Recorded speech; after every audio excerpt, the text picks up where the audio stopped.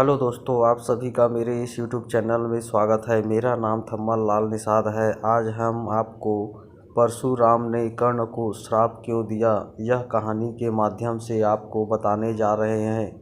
इसे बिना स्किप किए ध्यान से सुनिएगा। चलिए इस वीडियो को स्टार्ट करते हैं। कर्ण द्वापर युग के महान योद्धाओं में से एक थे, लेकिन उनको मिला श्राप उनकी मौत का कारण बन गया। कर्ण को उनके जीवन काल में 2 श्राप मिले थे। उन्हें पहला श्राप उनके गुरु भगवान परशुराम ने दिया था, जबकि दूसरा श्राप एक ब्राह्मण ने दिया था। कर्ण को बचपन से ही धनुर्य बनने की चाहत थी, लेकिन सूत्रपुत्र होने के कारण कोई उन्हें शिक्षा नहीं देता था। जब वह धनुर्विद्या सीखने के लिए गुरु द्रोणाचार्य के पास जाते हैं तो वह भी कर्ण को सूतपुत्र होने के कारण उसे धनुर्विद्या देने से मना कर देता है। इससे कर्ण निराश होकर भगवान परशुराम के पास पहुंच जाते हैं, लेकिन भगवान परशुराम भी सिर्फ ब्राह्मणों को ही विद्या देते थे।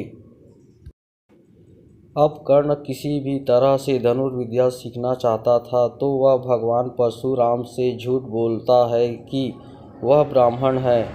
भगवान परशुराम भी कर्ण को ब्राह्मण समझकर उसे शिक्षा देने लगते हैं। जब कर्ण की शिक्षा खत्म होने वाली होती है, तब एक दिन उनके गुरु भगवान परशुराम दोपहर के समय कर्ण की जंघा पर सिर रखकर आराम कर रहे होते हैं। थोड़े समय बाद वहां एक बिच्छू आता है जो कर्ण के जांघ पर काट देता है। अब कर्ण सोचता है कि अगर वह हिला या बिच्छू को हटाने की कोशिश की तो गुरु परशुराम की नींद टूट जाएगी, इसलिए वह बिच्छू को हटाने की बजाय उसे डंक मारने देता है।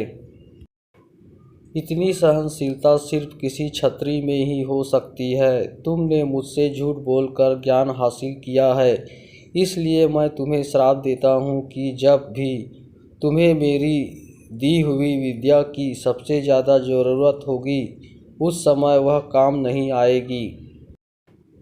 इससे निराश होकर कर्ण अपने गुरु से कहता है कि वह स्वयं नहीं जानता कि वह किस वंश और कुल का है। ऐसे में वह सारी बातें अपने गुरु परशुराम को बताते हैं। यह जानने के बाद भगवान परशुराम को श्राप देने पर पछतावा होता है, लेकिन दिया हुआ श्राप वापस नहीं लिया जा सकता था।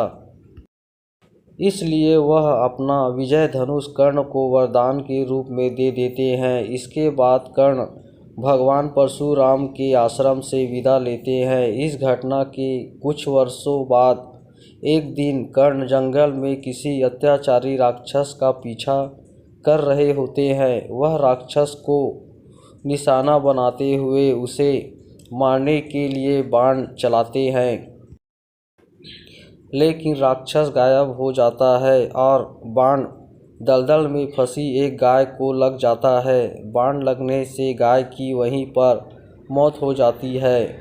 उस गाय का स्वामी एक ब्राह्मण होता है, जो गाय की दुर्दशा देखकर कर्ण को वहीं पर श्राप दे देता है। श्राप में ब्राह्मण कहता है कि जिस तरह तुमने एक